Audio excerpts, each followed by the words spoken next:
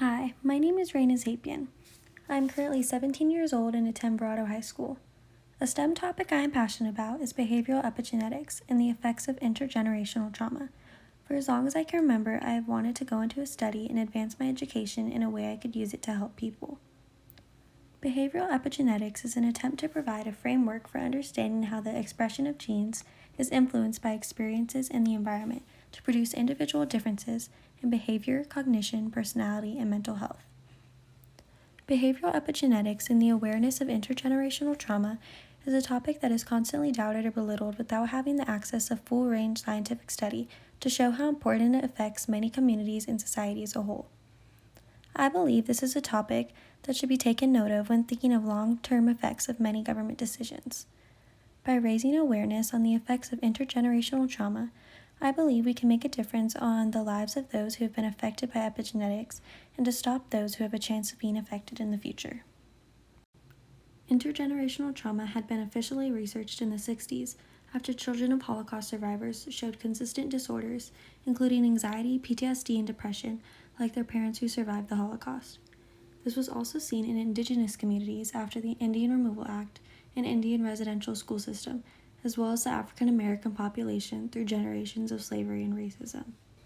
Yet, these changes were not caused through mutation of DNA coding, but through the process of behavioral epigenetics, where chemical tags are added or removed as a result of the condition and environment we are currently experiencing.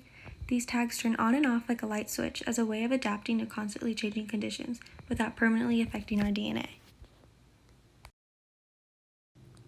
Behavioral epigenetics raises emphasis on the question, can the legacy of trauma be passed down generations? War, poverty, and genocide all have the ability to leave epigenetic changes on the descendants of those who suffered and had to adapt to survive. Many people who are exposed to stressful or anxiety-induced situations over a long period of time change their epigenetics, and those switches that have been turned on or off have been passed down to when they have children. It's not a matter of anxiety being inherited, but the anxiety levels of one generation are passed down and leads to sensitivity in the next. By studying and truly uncovering the inheritance of effects of trauma is definite, would change the way we view genetics, physiology, and our mental health.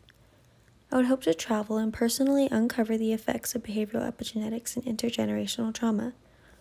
While I may not be able to do much to advance the study of behavioral epigenetics, I would hope to raise awareness to this topic through putting my newly found journalism degree to use.